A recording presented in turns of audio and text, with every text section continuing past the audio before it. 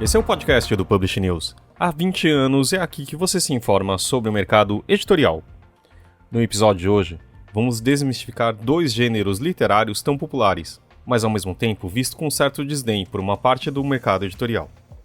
Estamos falando do Young Adult, ou YA, e da literatura pop, antes chamada com preconceito de Chick Lit. E para jogar luz nesses dois gêneros de ficção que estão sempre presentes na lista de mais vendidos e também com forte presença nas redes sociais, conversamos com as editoras Kézia Cleto, da Paralela, e com a Rafaela Machado, da Galera Record, que capitaneiam seus selos dentro de duas das maiores editoras do país. Nessa conversa, elas falam como construíram seus catálogos, como é trabalhar com esses gêneros que estão em constante evolução, da proximidade que mantém com os leitores e das suas relações com o mercado editorial e dentro das editoras, sempre buscando o próximo best-seller e muito mais.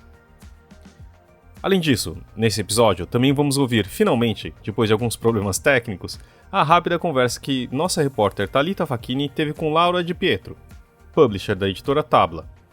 Laura venceu, em nome da editora, durante a Feira de Livros de Sharjah, o Prêmio Turjman de Tradução, pela obra 11 Astros. O livro foi escrito pelo autor e poeta palestino Mahmoud Darwish e traduzido por Michel Sleiman. Com o prêmio, a editora levou para casa 1,3 milhão de dirhams. Esse podcast é um oferecimento da MVB Brasil, empresa que traz soluções em tecnologia para o mercado do livro. Além da MetaBooks, reconhecida plataforma de metadados, a MVB oferece para o mercado brasileiro o único serviço de EDI exclusivo para o negócio do livro. Com a Pubnet, o seu processo de pedidos ganha mais eficiência.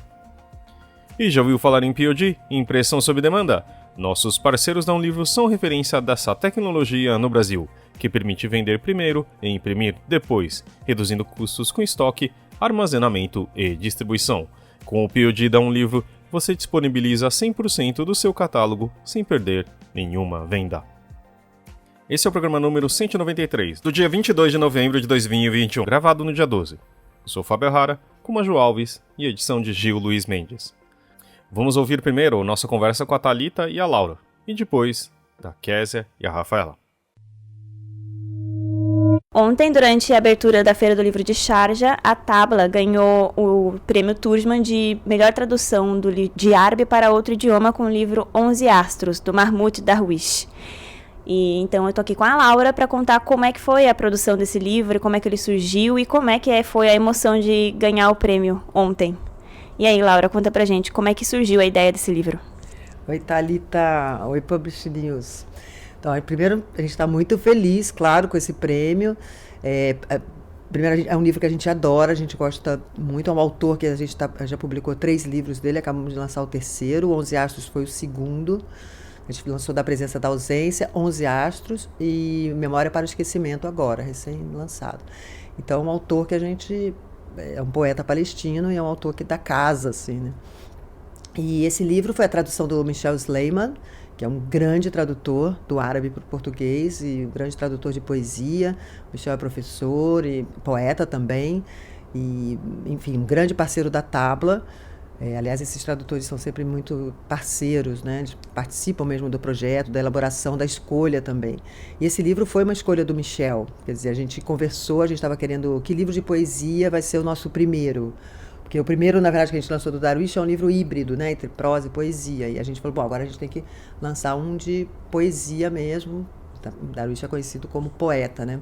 Então a gente passou por várias possibilidades e o Michel sempre trazendo essas ideias, e no final a gente resolveu que 11 Astros seria bem importante, significativo. São 6 poemas grandes dentro desse livro que abordam os temas principais, assim, do Darwish. Ontem, quando a gente estava saindo da cerimônia, você me falou que a aplicação desse livro pro prêmio era perfeita e que ele fazia todo sentido de estar lá. Por quê? Bom, isso é o que eu acho, né? E eu até tinha escrito assim, uma pequena fala, eu não sabia como ia ser, se ia ser necessário ou não, acabou não sendo. Mas depois a gente quer até publicar no blog, de repente exatamente explicando isso, né? Falando um pouco do prêmio e desse livro. Bom, eu acho que primeiro a poesia, e a poesia é um gênero árabe por excelência, assim. E talvez assim, até por uma questão de mercado, hoje em dia, eu acho que existe uma exigência, principalmente dos países europeus do norte, assim, de romance e outro tipo de... Então, eu acho isso, tudo sou eu achando, né? Então, mas eu acho que faz sentido. Então, assim, ser premiado um livro de poesia, eu acho que é bem significativo, né? E numa feira onde tem tantos editores, e onde tem... Então, eu acho que isso foi um aspecto interessante, assim.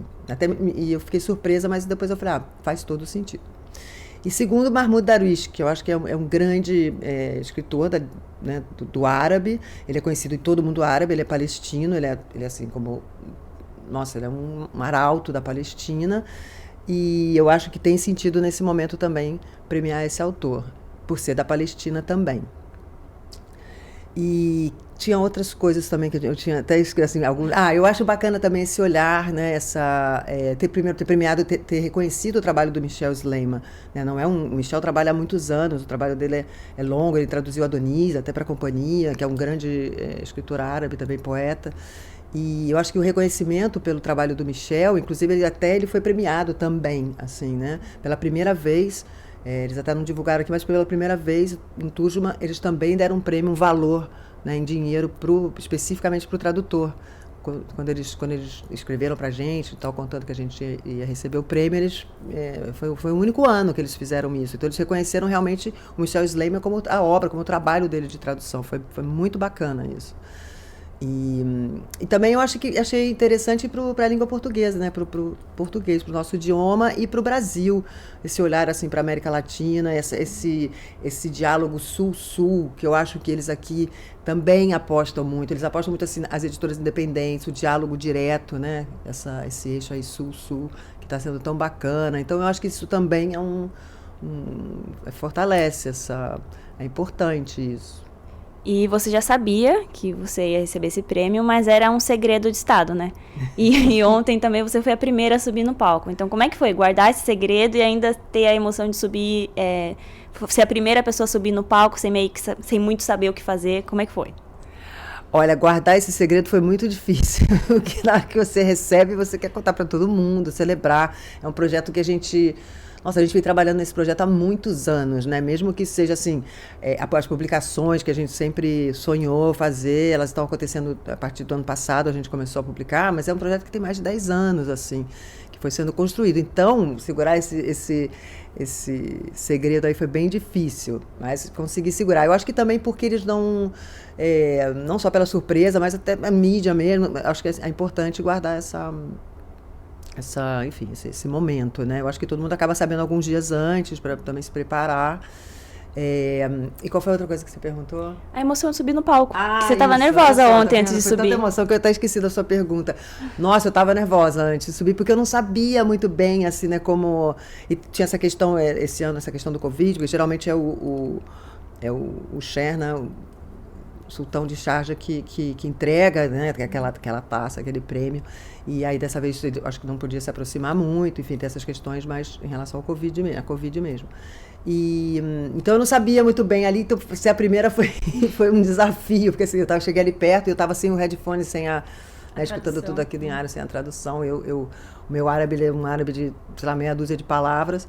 E aí, enfim, eu cheguei ali perto da rampa, né? Eu fui, mas não sabia muito bem como fazer. E aí o próprio sultão, que foi muito gentil, ele é muito gentil, assim, me chamou para me aproximar dele. E eu consegui pelo menos agradecer ali.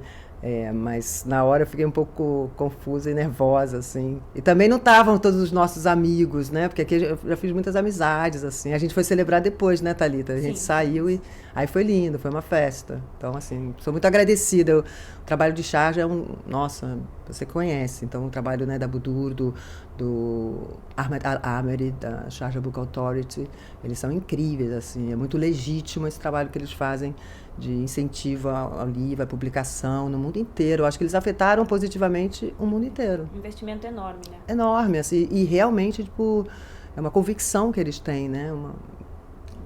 É incrível. Parabéns, Laura. Parabéns, fiquei muito feliz de ter visto você subir no palco e ter esse trabalho sido recompensado. Thalita, eu fiquei muito feliz de você estar lá, viu? Obrigada, tá? Eu que agradeço. Obrigada, Laura. Queria primeiro agradecer a Kézia e a Rafaela por estarem aqui para falar com a gente. Eu não sei nem como começar a conversa, mas eu vou conversar tirando algumas coisas do caminho, né? Antes a gente estava conversando. Teoricamente, a pauta a gente ia falar sobre YA, né, que é Young Adult, e Chick Lit, ou Kézia, me ajuda. Vamos primeiro usar as palavras certas e tentar me identificar, para mim, um ignorante como eu, o que é isso? Bom, esse termo ele começou a ser usado nos anos 90. O principal exemplo que todo mundo lembra é o Diário de Bridget Jones, que inclusive a gente publica na Paralela hoje em dia, mas então meio que esse é o arquétipo do chick lit, como era chamado, mas que continua, assim, as leitoras que liam esses livros continuam consumindo muitos livros, mas com o tempo elas foram problematizando esse nome. Até antes da gente falar aqui, eu dei um Google, assim, tipo, como que as pessoas definem? E imediatamente o dicionário é, tipo, é um termo derrogatório. Então eu nem precisei ter muitos argumentos, porque a internet já está contando pra gente que é derrogatório. Porque foi uma coisa até para desprezar. Esse desprezo, se vocês quiserem falar mais, me deixarem falar mais sobre isso, não é de agora.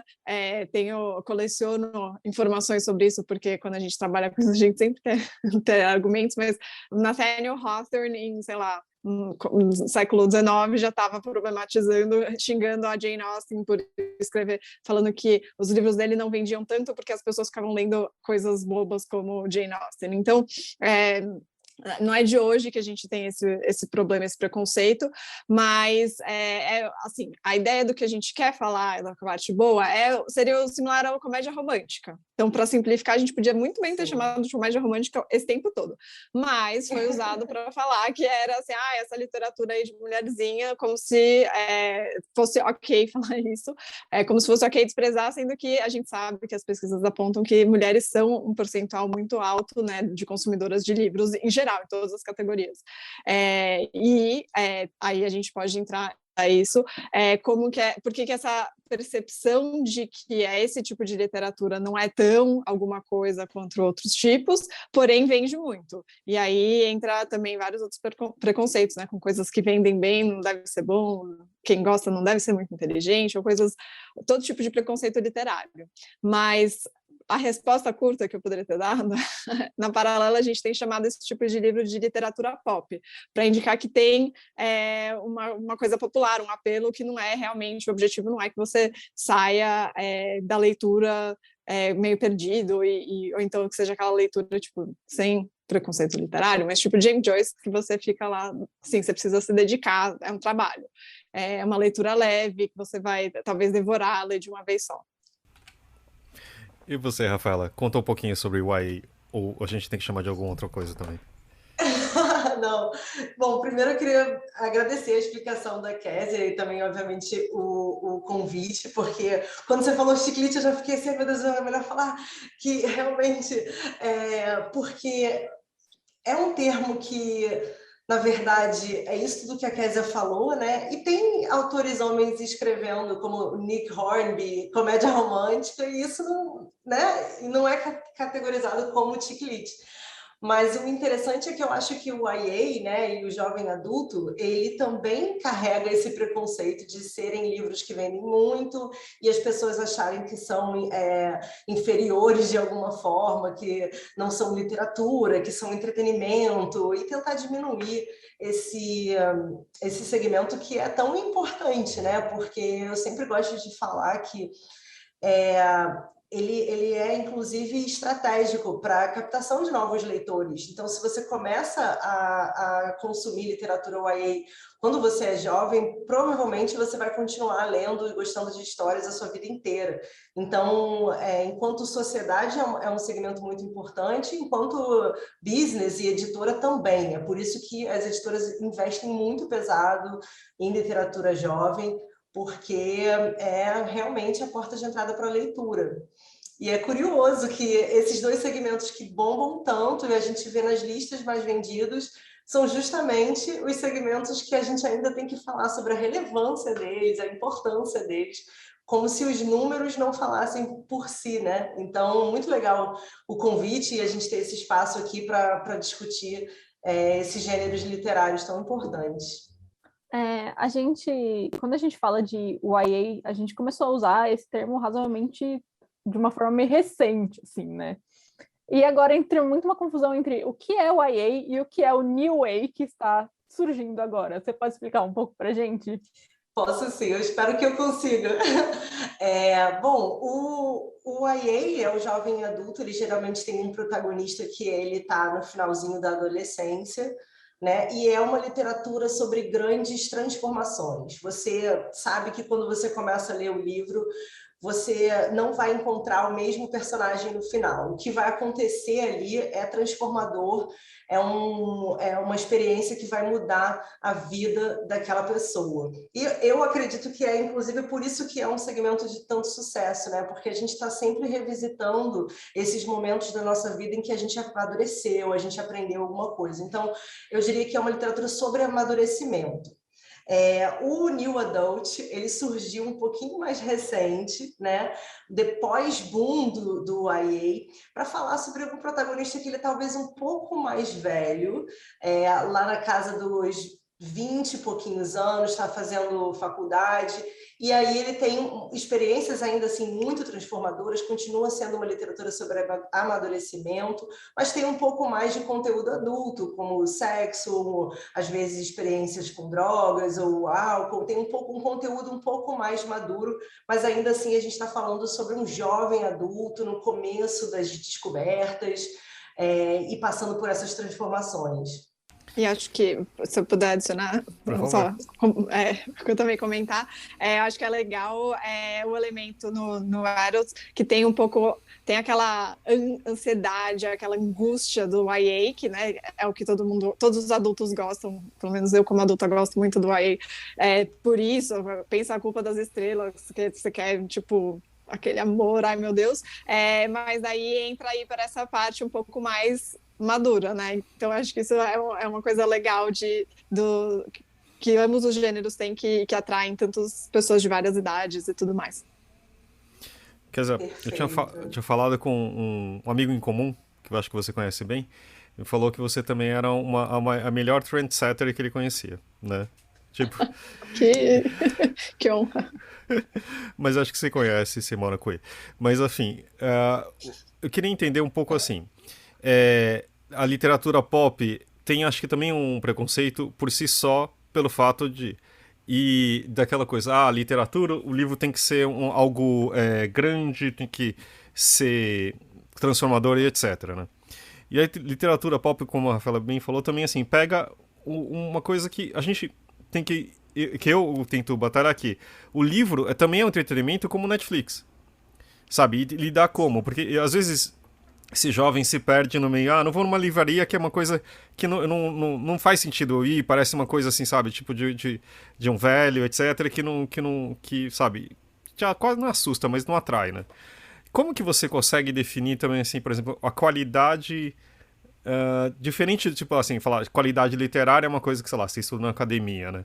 Mas uma coisa que você publica ou não, o que atrai as pessoas ou não. Porque também, assim, antes é fácil, fala assim, o Tikli também é aquela coisa, tipo, uma coisa que uma jovem senhora iria gostar, sabe? Como que você consegue definir isso? Porque também tem uma produção muito grande, né? Tipo, tem muita coisa da autopublicação também que acho que vale você comentar.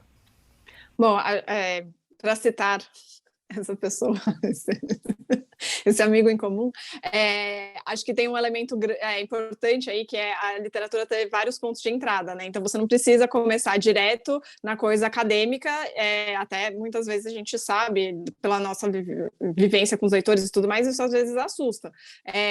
E para quem trabalha no meio, às vezes fica muito claro, né? Porque, não... Ela trabalha num selo que tem um gênero específico, então é claro que ela não vai aceitar, não vai receber uma submissão de um livro X, um livro de literatura brasileira contemporânea. Porém, não é necessariamente claro isso para os leitores, não é um leitor que fala, não, eu leio esse selo, mas aquele lá jamais. Então, eu acho que isso é uma coisa importante da gente sempre ter em mente, né? As pessoas estão lendo vários gêneros, elas estão consumindo, e às vezes tem leitores novos que entram porque eles falam, eu não gostava de ler, mas aí eu descobri uma literatura que é tipo uma comédia romântica, que é tipo um Netflix. Então, eu me viciei e agora eu leio todos os livros dessa autora, ou desse autor. E no YA também, acho que tem um ponto aí também que a gente pode mencionar, que são 2 gêneros em que tem muita conversão para o cinema, né, e para as plataformas de streaming. Então, tem esse elemento realmente do entretenimento, de ser uma proposta de ser muito focado também na trama e nos personagens, mais do que talvez na linguagem. Então, acho que esse é um diferencial aí, se a gente for entrar na parte técnica mesmo, meio que esse foco qual é o objetivo do autor na literatura que, sei lá, é considerada erudita, que às vezes é estudada na academia, tem esse foco na linguagem, em figuras de linguagem, em uma série de coisas que nos personagens, nesse desenvolvimento, que pode deixar a trama muito mais fácil de acompanhar, muito mais gostosa, ser aquela coisa viciante. E aí, então, para agora realmente entrar na sua pergunta, acho que como a gente tenta diferenciar isso e avaliar, é um desafio. Assim, o que todo mundo quer é só publicar os que vão dar muito certo, os que vão bombar, os que vão virar filme. Se a gente tivesse uma bola de cristal, a gente já estava fazendo. Porém, não temos, e aí a gente vai então avaliando conforme vem, as coisas também estão sendo escritas, tem um benefício, eu acho, dessa produção alta, que tem muitas opções, tem um desafio, que é muita coisa que a gente precisa ler, consumir, analisar, e não dá para a gente também fazer tudo. Então, de fato, tem vezes que pessoas às vezes falam, por que você publicou isso, não publicou aquilo, eu amo esse autor, e daí não publicaram essa autora, ou vice-versa. E assim, somos humanos, não dá para a gente avaliar tudo, mas com o crescimento da autopublicação, dessas plataformas, que realmente aconteceu bastante nos últimos anos, especialmente nessas áreas, né? Acho que tem bastante YA, bastante no adults, bastante dessa literatura pop. As editoras têm definido assim, os seus caminhos e buscado também ter uma identidade, uma conversa com o leitor, e graças às redes sociais também isso é possível. Então, eu diria que esses gêneros foram mudando bastante para ser uma coisa em que a relação das editoras com os leitores está muito mais próxima, não é só uma coisa assim, não, eu gostei e por isso que a gente vai publicar. Tem a ver com essa conversa também, os leitores têm conversado sobre isso, têm interesse sobre isso, a gente vê potencial. E uma coisa que vale, que eu queria comentar também, trazer, até porque acho que a Rafaela vai poder falar também bastante sobre isso, é que o gênero que era chamado chick lit, além de ser um termo preconceituoso, ele tinha também seus preconceitos. Então, essa é uma das críticas muito grandes que a gente pode fazer também sobre as comédias românticas, de serem livros focados em mulheres hétero, brancas, de classe média alta, com problemas muito white people problems, assim, para dizer na linguagem dos memes, né? E aí, cada vez mais nessa conversa com os leitores, a gente tem trazido cada vez mais isso. Então, vamos ser mais inclusivo em diversos recortes, né? E isso é uma coisa que eu diria que essa área tem ganhado muito e na riqueza literária mesmo, né, por trazer vozes diferentes, e também porque tem a chance de representar mais, de ter essa conversa cada vez mais com os leitores. Então, vamos ter protagonistas que são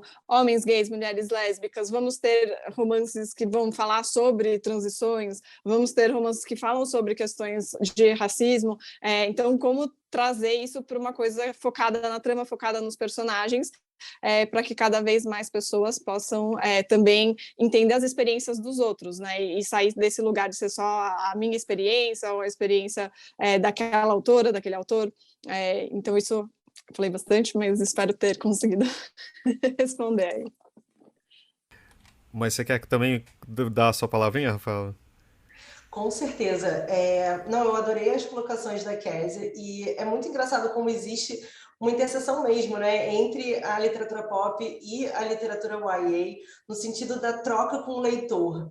Isso é o que eu acho que faz a gente ser tão assertivo, e esse tipo de livro está sempre na lista e performar muito bem, porque não é óbvio que todo publisher quer a fórmula, quer fazer ali a anatomia do best-seller, né? Pô, tem uma boa voz, tem um plot bom, é um page turner, é um best-seller. Mas assim, no fundo, todas as coisas que são assertivas, que são grandes hits, elas são co-criadas, né? Seja com o fandom, seja com o que os leitores de determinado estilo procuram. E é legal a gente desconstruir a ideia do que é um livro de sucesso, o que é um hit, né? Nos anos 90, né, a Kézia deu muito brilhantemente o exemplo do Bridget Jones, que é realmente um livro do White People Problems, ali, extremamente gordofóbico, eu amava, mas hoje em dia, relendo, a gente vê que, caramba, né, como que mudou, tanto que o foco inteiro da protagonista é perder peso e arrumar um cara, e a gente descobre que, na verdade, esses gêneros, como YA, ou New Adult, ou literatura pop, etc., são só embalagens para um conteúdo que pode ser completamente diverso. A gente pode ter um livro juvenil que vai falar sobre, sei lá, disforia de imagem. Você pode ter um livro juvenil que vai falar sobre a dificuldade de formar laços na contemporaneidade. Você pode abordar assuntos super densos, mas com uma roupagem um pouco mais acessível e um pouco mais, né, porque eles gostam de falar que é o plot driven ali, aquela coisa que vai realmente escalando ali para um clímax. Então, é muito legal a gente desconstruir isso, né? Então, dá para a gente ter um best-seller como, por exemplo, O Ódio que Você Semeia, que é um livro que fala sobre violência policial e fala sobre racismo, assuntos super importantes e ao mesmo tempo que você nunca imaginaria alguns anos atrás que estariam num YA que fosse vender, né? Então eu acho que o que é legal desse mercado é que você tem sempre que ficar de olho, porque a sociedade evolui, ela muda, então as narrativas que aquela geração procura vão mudar de acordo com os valores daquela geração, e para a gente saber o que fazer e o que escolher nesse mar de opções, a gente conta com o privilégio de ter um leitor muito engajado conosco, porque ao contrário, talvez, de uma literatura mais erudita, até mesmo de um thriller, de um livro mais adulto, você sempre sabe quando você faz literatura pop ou literatura jovem, você sempre sabe o que gostaram, o que não gostaram, o que amaram e o que odiaram, sobre absolutamente todas as escolhas editoriais que você faz. Então, isso é muito legal, porque você aprende, você tem um feedback em tempo real, e aí a gente consegue fazer uma escolha, né, tanto de contratação quanto de estratégia de lançamento, que tenha muito a ver com quem está lendo, e também que envolva e que traga esse pessoal para perto. Por isso que eu acho que, na verdade, a literatura pop está milênios à frente de outras manifestações literárias, porque a gente está se comunicando diretamente ali com o leitor e não pagando dessa distância e, nossa, você tem que avaliar o meu conteúdo, a forma como eu fiz. Não, existe até uma humildade ali na forma de contar a história de uma maneira pop e de uma maneira acessível, assim, que eu acho que é bem revolucionária, na verdade. E que acho que tem ajudado a gente a não fazer sempre a mesma coisa, né? Porque acho que o perigo do sucesso de você estar querendo um best-seller é você usar o que deu certo no passado, que eu diria que até é o perigo da coisa dos algoritmos, de você falar, se esse aqui deu certo, vamos fazer a mesma coisa, e a gente vê na nossa experiência, né, que isso não dá certo, e não só isso, corre o risco da gente ficar reproduzindo erros, e aí é muito legal ter esses feedbacks, esses leitores que estão ali para falar, não, esse caminho aqui, pode ir por aqui, temos interesse, queremos mais disso. E é muito, muito legal. Quando a gente está falando dessa literatura jovem, né, do Young Adult, New Adult, falando na parte de listas e classificação, no caso, porque eles entram como literatura infanto-juvenil. E tudo entra como literatura infanto-juvenil. Como é que funciona isso para vocês? Assim, seria ideal separar? Porque eu acho, assim, eu tava olhando a lista do Publish News mesmo e tá assim, vermelho, branco, sangue azul e cor de espinhos e rosa na mesma lista que tá, sei lá, o Pequeno Príncipe. Sim, não faz o menor sentido. Eu queria muito entender por que as listas... Bom, a Publish pelo menos faz um pouco mais de sentido, mas a Veja É assim, eu queria muito saber por que é classificado dessa forma, né? A gente bota a classificação etária, até os próprios cortes são 16 mais e às vezes 18 mais, e acaba como literatura infanto-juvenil. Então, assim, acho que até isso é um sintoma de como o mercado não está pronto para entender esse segmento literário. Ele é tipo, ele é de criança, então. Ou então, assim, é isso, não consegue enxergar como uma literatura adulta, tem muito adulto consumindo o que a gente, né, considera o YA, na verdade, acho que a maior parte das pessoas lendo são adultas, e por falta de uma terminologia melhor, a gente usa infanto-juvenil, que não faz sentido nenhum, né? Então, o caos. Eu queria só falar uma coisa assim, sobre essa literatura pop também, né?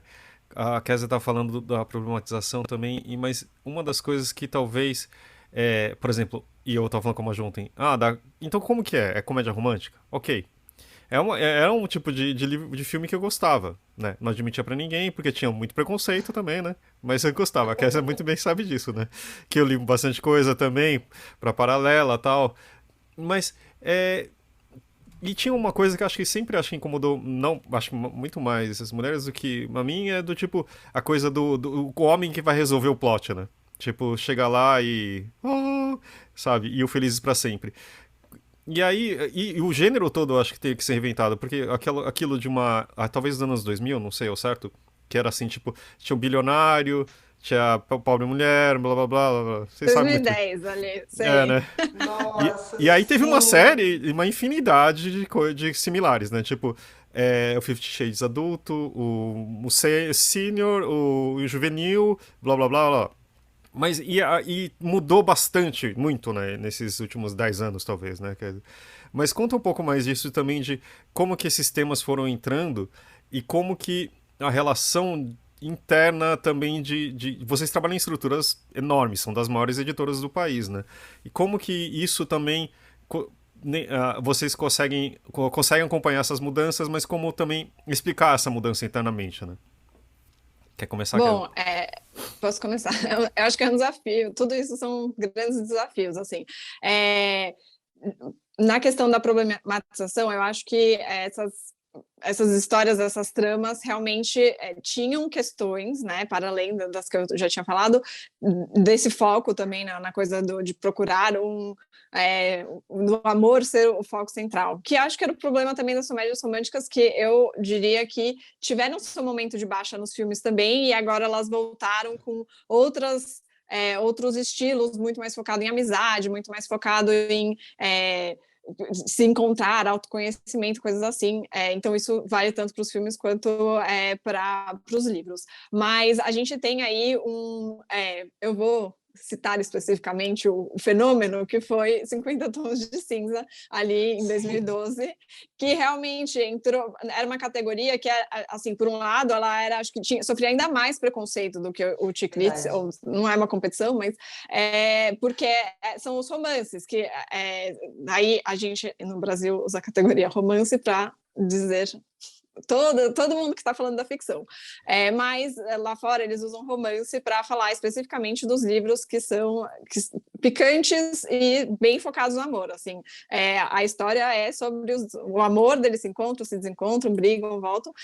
E os 50 Tons meio que trouxe para a lista, para visibilidade para o cinema, esse gênero com muita força, né? Foi um boom internacional, movimentou milhões, e com isso eu acho que tem momentos assim, livros que saem que são pontos fora da curva. Então, sei lá, tivemos Harry Potter, tivemos como chama aqueles Jogos Vorazes, coisas assim que são um acontecimento e viram, né, uma força de livros que acabam tendo efeito daí nesse elemento. Trabalhamos dentro de uma grande organização, porque a gente está sempre de olho, tentando entender, tentando prever, e claro que vai surgir aquela uma coisa que ninguém achava que ia acontecer, que ninguém sabia.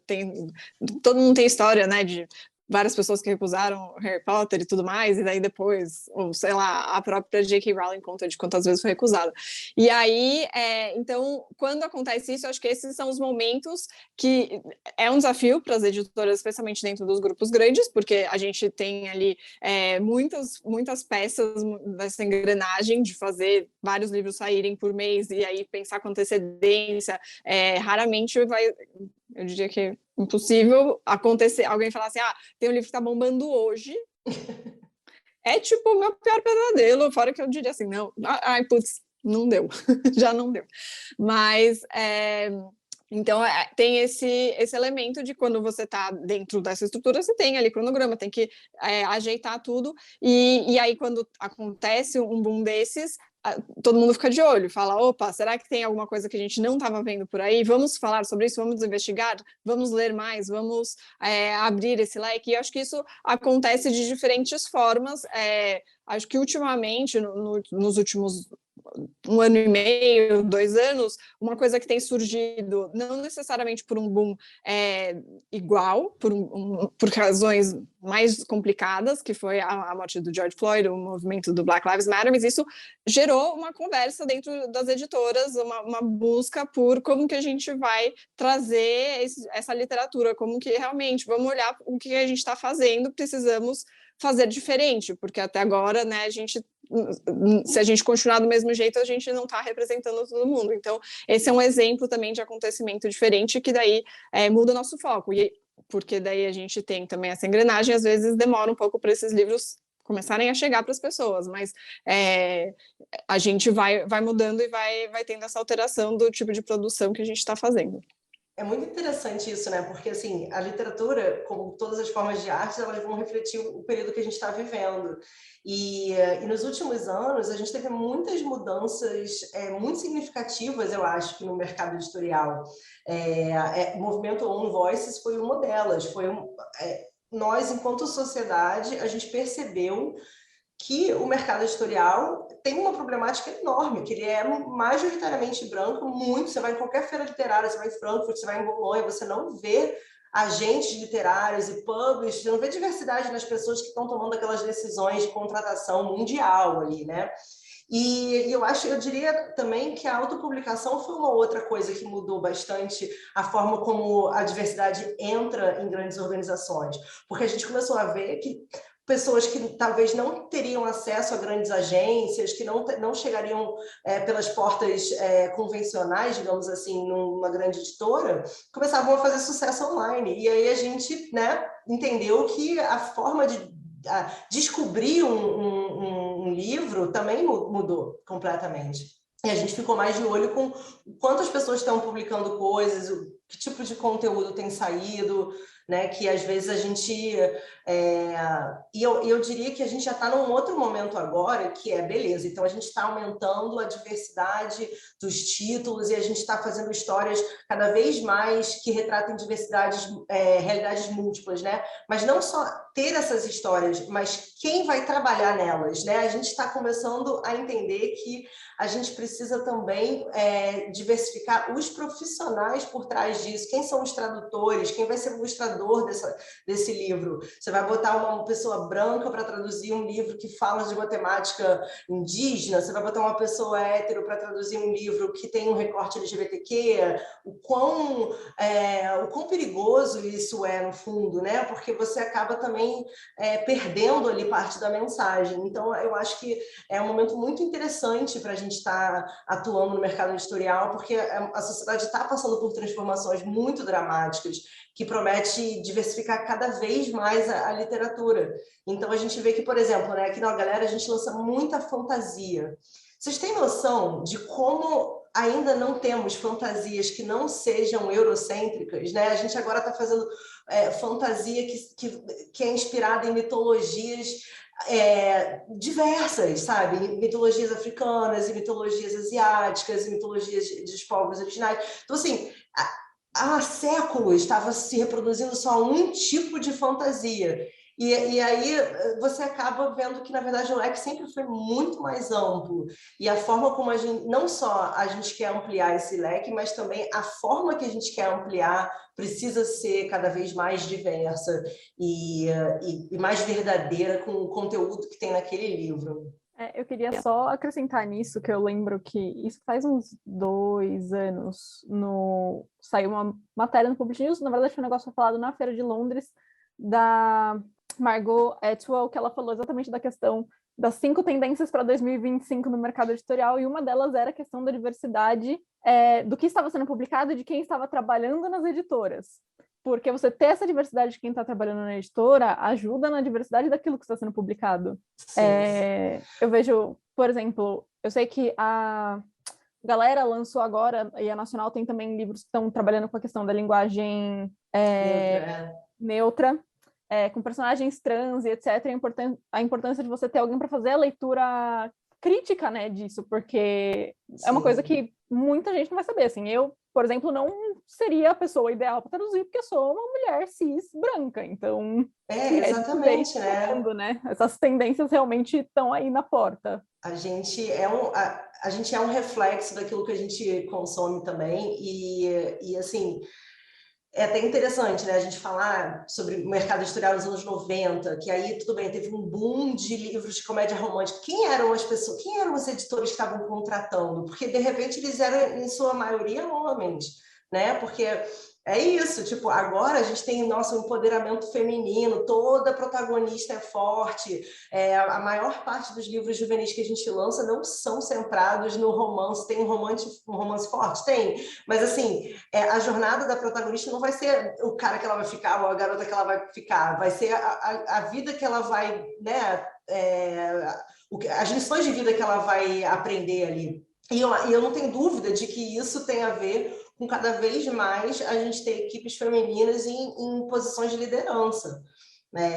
Isso faz toda a diferença. E a mesma coisa é um recorte racial, de gênero, né? Se você tem um editor que não é branco, você vai ter muito mais diversidade. Se você tem um editor trabalhando ali que não é hétero, sabe? Você vai ter uma pluralidade muito maior. E, de repente, você vai ter até um leque maior de opção de ilustradores que também estão naquele mesmo recorte. Você vai ter um leque maior de profissionais, de tradutores, de preparadores de livros que não estão naquele recorte. Então, isso é muito positivo, que o mercado está acordando para o fato de que a gente precisa se diversificar. O mercado editorial, como ele é, e não é só no Brasil, gente, é mundial, assim, ele é muito branco, né? Então, a primeiro passo a gente já está dando, que é primeiro reconhecer isso, buscar narrativas que fujam desse lugar comum, mas eu acho que a gente já está nessa segunda onda, que é realmente diversificar as pessoas que trabalham conosco, para que a gente tenha um olhar diferenciado ali no que a gente está publicando. Eu concordo, e acho que tem uma coisa que eu adicionar, só uma curiosidade para a gente refletir até, é que sejam nessas esferas que isso tenha acontecido mais rápido, né? Vendem muito, então é ótimo, mas às vezes não tem o mesmo reconhecimento, a mesma cobertura de imprensa, o mesmo número de resenhas, ou às vezes as resenhas até pegam em pontos que você fala, tá, mas esse nem era o objetivo do livro.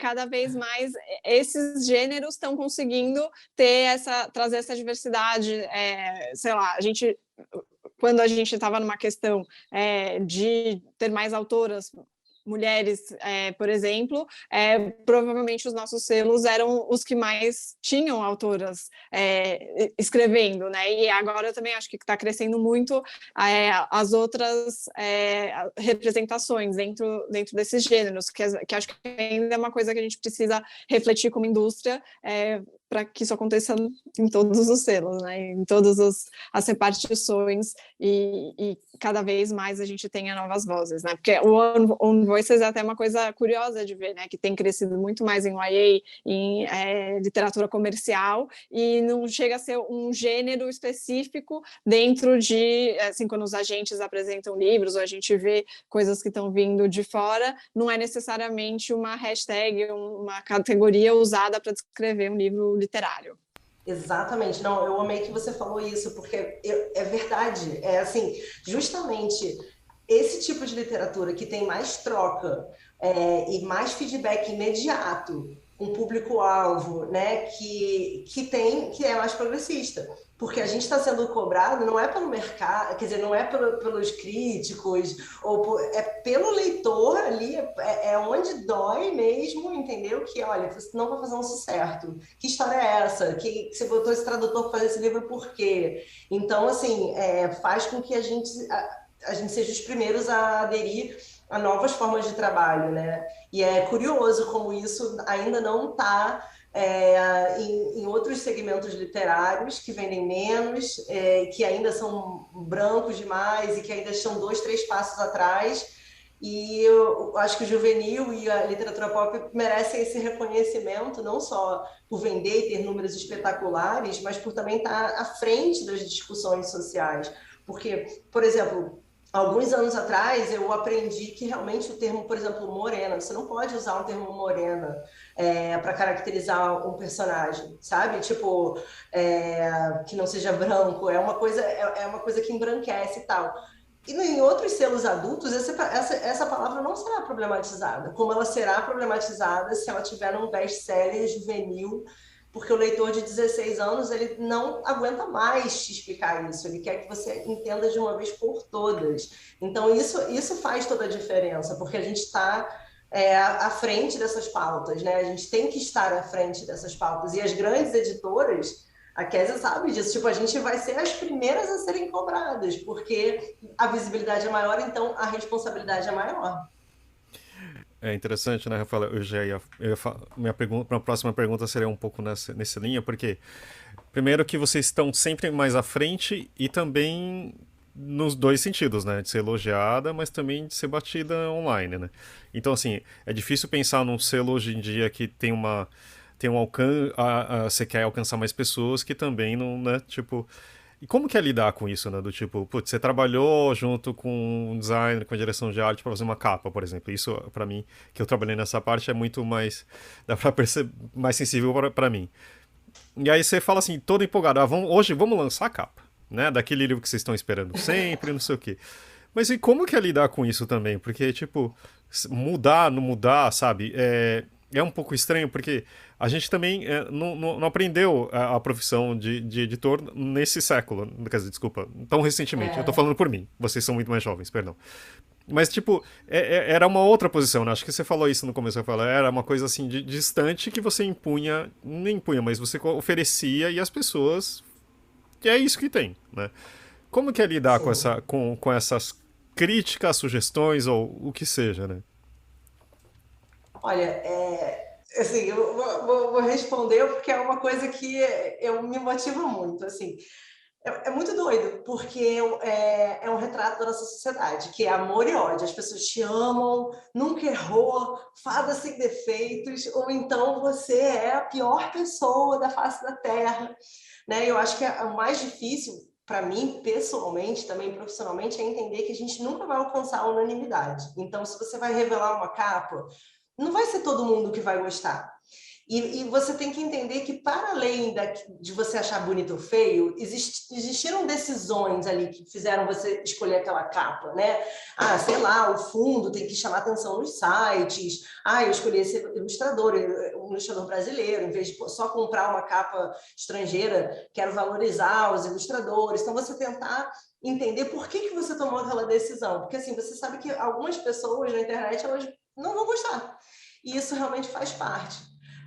Mas entender por quê, né? Por que elas não gostaram, se é uma coisa que realmente vale a pena você mudar, que foi uma insensibilidade, foi um erro, não sei, ou se é uma questão também de opinião. E eu gosto sempre de preparar o ilustrador, gente, porque assim, a gente, por exemplo, lança Colin Hoover aqui, e aqui a gente faz as capas no Brasil, que são diferentes das capas lá fora. Isso aí já é um ponto de tensão. E aí, poxa, falar com a ilustradora, falar assim, olha, o público é muito apaixonado, eles viram esse livro primeiro com uma cara específica no TikTok, a gente está fazendo uma cara diferente, até porque, tipo... Aí sim eu me preocupo, né? Porque eu já estou acostumada. A gente que trabalha, a gente está acostumada. Um dia a gente é incrível, no outro dia a gente está sendo escorraçado na internet. Mas o importante é isso, né? A gente saber que a gente não vai ter unanimidade, a gente aprender se aquilo ali é válido ou não, filtrar. E eu sempre gosto de me lembrar, porque eu já fui essa pessoa, sabe? Eu já fui jovem, eu já fui obcecada por uma história, sabe? Na época, meio cringe isso, né? Mas na época era Lost, eu era completamente obcecada por Lost. Eu fiz o clube do livro de Lost que eu lia e resenhava online, todos os livros que apareciam na série. E aí, cara, quando o Lost terminou, eu não gostei do final, eu fui muito agressiva, e como todo mundo mais, e porque aquela história pertencia a mim. Então, o fã, ele sabe que aquelas histórias pertencem a eles, é a história deles. Eles leem o mesmo livro 30 vezes. Eu queria ter esse tempo, mas esse é o meu trabalho, então eu tenho que ler outras coisas. Então, a partir do momento que você reconhece que essa história é deles, o nosso papel aqui é só entregar essa história da melhor forma possível para eles, entendendo que a gente não vai agradar todo mundo, torna tudo mais leve. Eu não sou dona dessas histórias, eu não sou dona dessas decisões. Então, quanto mais eu puder incluir outras pessoas, outros olhares, diversos olhares nessa escolha, mais chances eu vou ter de acertar. E mesmo assim, vai sempre ter alguém que não vai gostar e faz parte. A gente também passa por desafios muito parecidos. A gente faz a série da Elle Kennedy, que também a gente refez as capas aqui, e também tem sempre quem fala, nossa, essa capa tá amei, e quem fala, ai, que horror. E a gente teve caso, inclusive, que a gente, nessa série dela, que a gente trocou a capa, que a gente anunciou uma capa e depois a gente falou, ok, verdade, não tá acontecendo. E desde então também a gente tem cada vez mais conversado, são capas fotográficas, e aí tem um desafio em que as pessoas já leram muitas vezes as histórias em inglês, e aí elas já imaginaram os personagens, e elas querem que a capa seja representativa do personagem que estava na cabeça delas, e é muito difícil isso, né? E aí, então, a gente tem tido essa conversa, mas, assim, com os ilustradores, nesse caso, com o fotógrafo do casting, e falar, olha, gente, a personagem é assim, assim, assado, tem tatuagem, não tem tatuagem, todos os detalhes, para também não quebrar essa expectativa, né? Porque são esses fãs que fazem os livros acontecerem, né? E uma coisa que sempre, assim, que surge essa situação, que a gente usa como oportunidade, é também para aumentar a conversa, o diálogo com os leitores. Então, para falar, olha, vocês estão falando isso, mas deixa eu contar como foi o nosso processo. Deixa eu também mostrar um pouco por trás das câmeras como que é. A gente não falou assim, ai não, tudo que eu queria era fazer uma capa feia. Imagina, a gente sempre está tentando fazer o melhor, honrar as nossas autoras, as nossas histórias, personagens preferidos. Então, vem ver o que a gente fez, como que a gente pensou, como foi o processo, o que a gente estava pensando. Porque também acho que, assim, isso que a Rafaela falou de ter o amor ou ódio é muito incrível, né? Que não tem as coisas do meio. E só que quando a gente está lidando contra os seres humanos, quando assim, eu como ser humana, eu quero que as pessoas também entendam, olha, não estava fazendo por mal, não foi uma coisa, porque às vezes as pessoas falam, a pessoa nunca leu o livro, como que aprovou uma capa dessa? Você fala, eu li, eu também sou fã, eu também gosto de ler. Então, é legal, porque daí a gente tem essa chance de falar, olha, vamos entender, vamos falar, a gente não está trabalhando contra ninguém, a gente quer trabalhar junto, quer que vocês também participem cada vez mais desse processo, mas também aí vale frisar que como não dá para atingir unanimidade, também é um pouco uma loucura da gente, assim, não chega ao ponto da gente falar, não, tá bom, conta pra gente, vem aqui fazer a capa, faz o briefing de capa por mim. Porque senão ia ter 20 capas diferentes, a gente, para colocar na livraria ia ser um pesadelo, então acho que a gente vai mediando, né, e acho que esse papel de mediação acaba sendo uma coisa que a gente faz bastante no dia a dia com esses leitores também. E outra, né? Quando é uma tradução, o proprietário precisa aprovar o layout. Então, às vezes, aquela capa não seria daquele jeito, mas aí tem outras pessoas, tem outras forças que não estão no nosso controle, e a gente vive isso muito forte aqui na galera. Então, uma coisa que a gente trouxe, assim, que a gente viu uma necessidade, é justamente de mostrar os bastidores, porque muita coisa não assim, não é percebida, as pessoas realmente não sabem, né, como é que se dá o processo editorial. A gente fez uma websérie agora que é o Galera a Bordo, que é o keeping up com a galera mesmo, mostrando assim como que são feitas as escolhas, como é que chega o primeiro esboço, como é que a gente vai tendo a reunião com o ilustrador, como é que a gente vai chegar naquele produto final. E isso é muito legal porque também valoriza as pessoas que talvez não apareçam tanto, que são os designers, os diagramadores, as pessoas que estão por trás ali, os ilustradores, né? Então, é uma coisa muito rica. Eu sou sempre a favor de traduzir título e traduzir e fazer uma versão totalmente brasileira da capa, sabe? Até porque as capas, às vezes, elas são muito culturais, elas funcionam muito especificamente num lugar e elas não vão funcionar bem em outro território, porque eu sempre gosto de lembrar isso, a capa, ela não é só para aquela pessoa que já conhece a autora no TikTok, ela é principalmente para a pessoa que nunca ouviu falar dessa autora e dessa história. Então, você que já conhece, você quer a capa americana, mas a capa americana ela não vai falar com aquela pessoa que ainda não descobriu, não sabe sobre o que é o livro. Então, às vezes, a gente tem muito esse problema com título também, que o pessoal quer uma tradução 100% literal do título, 100% das vezes, isso quando eles não querem que seja em inglês, né, gente? A gente vive isso também. E aí, a gente tem que falar assim, gente, não vou fazer um título em inglês, porque isso é extremamente elitista, como é que você vai saber que é um título em português, assim? Já aconteceu aqui na galera no passado também, a gente ceder e falar, não, é a série Fallen, tá bom.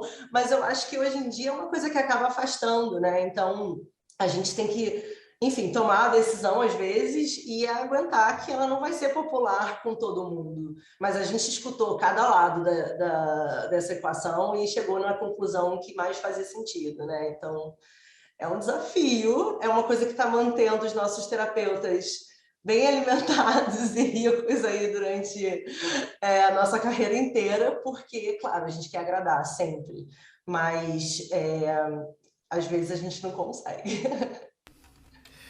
Acho que não, eu acho que tem essa história, essa conversa está muito legal, tô adorando. Mas eu queria pensar só uma coisa que você falou, Rafaela, de tipo, você fala assim, que outros gêneros talvez não tenham esse tipo de relação com os seus leitores. E você falou assim, tem alguns gêneros que não vendem tão bem. Mas aí eu acho que também tem uma relação, talvez, né? Me parece, assim, casual, do tipo, talvez tenham perdido porque a gente tinha muitas histórias, por exemplo, que eram urbanas, que era um cara branco falando dos problemas dele, né? E, tipo, a gente tem um limite de pessoas que leem esse tipo de gênero. E talvez essa coisa de você falar de mais vozes, etc., também tem a ver com isso, né? Quer dizer, primeiro, o diálogo, você ouvir o outro lado e também falar a mesma língua, né? Faz sentido isso? E acho que talvez seja um dos sucessos dos dois gêneros literários. Eu acho que faz todo sentido. Teve uma época, no final dos anos 90, que todos os filmes eram sobre um cara branco que tinha um trabalho que ele não era motivado no trabalho. Beleza Americana, Matrix, tipo, todos esses grandes filmes, eles tinham essa mesma estrutura, assim. E eles fizeram muito sucesso. E hoje em dia, esse tipo de história não, tipo, já saturou, né? Então, eu acho que, de repente, outros gêneros literários podem aprender com a gente, que é onde está o meu público? O que ele está realmente achando? Né? Trazer para perto, porque a gente que trabalha com jovem, a gente tem um privilégio muito grande que o jovem ele se envolve, né? Eu sempre gosto de dizer que assim, quando você é jovem, você consome as histórias de uma forma diferente. E aí que eu me lembro da jovem nerd Rafa lendo e assistindo o Lost. As histórias elas entram em você de uma outra forma, porque às vezes elas têm as palavras que você não consegue elaborar ainda sobre uma coisa que você está vivendo.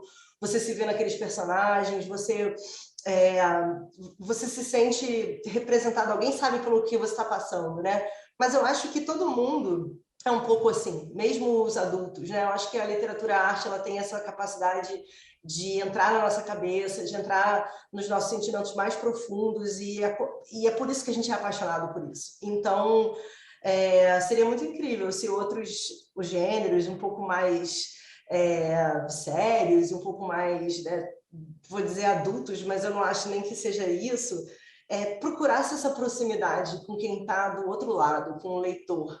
Porque, de repente, fazendo isso, os números de vendas vão mudar. Porque o segredo está aí, não é no que a gente faz, não tem uma magia que a gente bota no InDesign do livro que ele vende. Tem essa troca, porque a gente não tem como fazer para um público jovem sem fazer produtos para um público jovem sem trazer eles para perto, né? E então, eu não sei, essa é a minha opinião.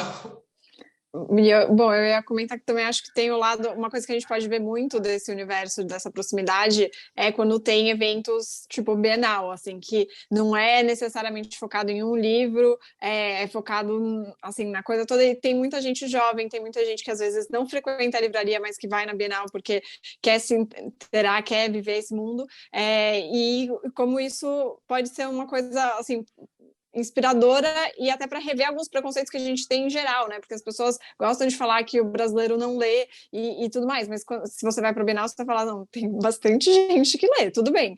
Temos muitas questões pelo país e, sei lá, questão de não ter livraria em toda a cidade, né?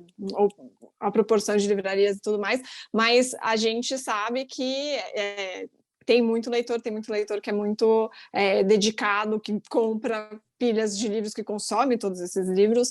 Então, a gente se esforçar para estar próximo desse leitor é uma coisa que a gente vai descobrindo pessoas novas com quem a gente pode falar, e isso vai virar também novos consumidores, né? Eu amo a fake news de que o jovem não lê. Assim, eu amo, assim, é a maior fake news literária do Brasil. Assim, os jovens hoje em dia eles não leem. Tipo, gente, é só você ver a lista de mais vendidos, assim, é só você olhar o ranking na Amazon, o jovem, e especialmente a jovem, lê muito, assim. E outra fake news que eu amo, sendo irônica aqui, né, é essa última aí de que o livro é consumido pelas classes altas. Gente, vai numa Bienal para você ver, vai num evento literário, vai num lançamento de um livro nacional, assim. E aí é que a gente se dá conta, né, que não é o público da Travessa, da Vila, não é isso, é muito maior. E são pessoas que, como a Kézia falou, às vezes não se sentem à vontade numa livraria. Ironicamente, tem alguma coisa muito desconexa aí que essas pessoas não se sentem à vontade na livraria, mas elas são completamente apaixonadas por histórias, por livros, leem bastante. Então, é importante, né, a gente destruir essas fake news. Acho que não tem jeito melhor de terminar esse episódio, né? Mas, Rafaela e Kézia, muito obrigado. Agora a gente vai se despedir daqui a pouquinho, mas acho que para a conversa, acho que é isso, né, Maju? Tinha mais alguma coisa que você gostaria de acrescentar? Não, acho que foi ótima a conversa. Vamos para as nossas indicações, então?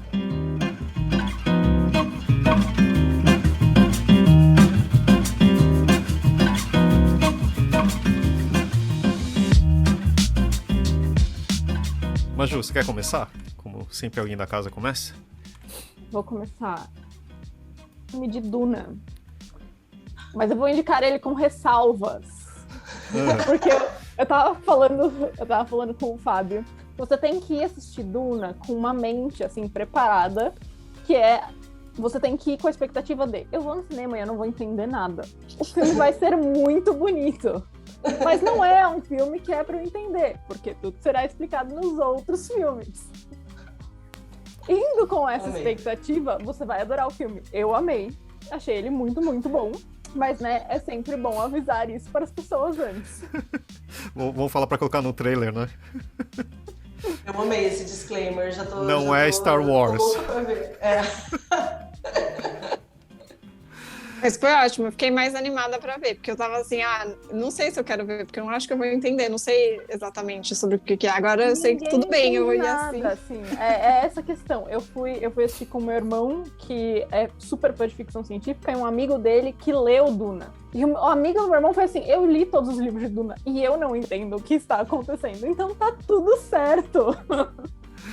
E esse não é um ponto, né? Às vezes não é isso. Não, exato. Eu amei. E você, eu Rafael? Eu entender as coisas. Gente, Eu vou indicar uma coisa muito aleatória, mas eu tenho um vício, assim, que às vezes eu gosto de reality shows, né? Uma coisa para desligar o meu cérebro.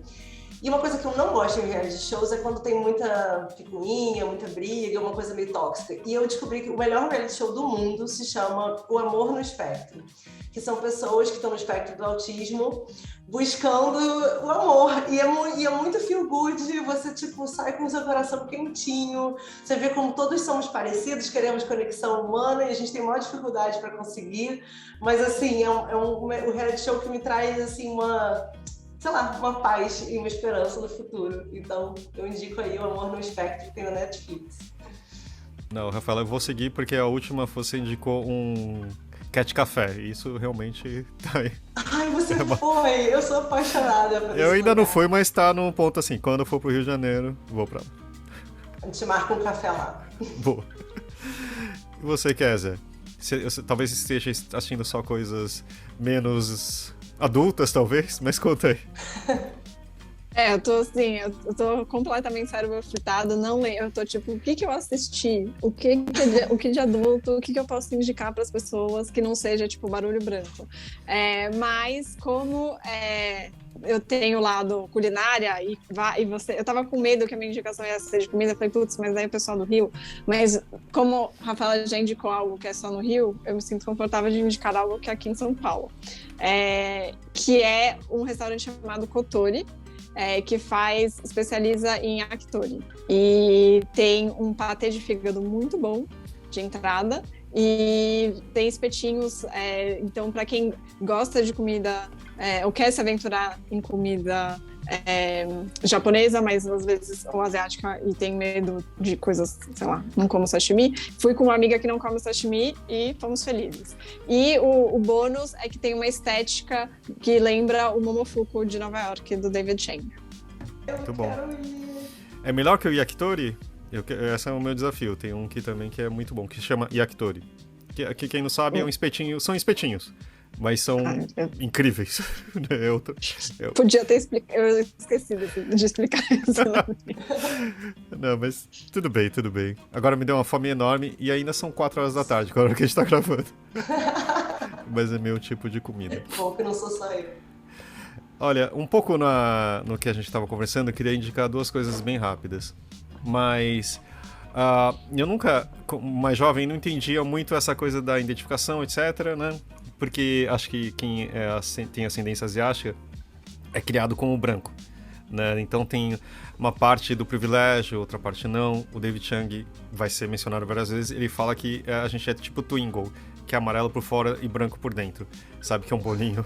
Acho que você pode explicar melhor, mas é tipo um isso. bolinho Ana Maria.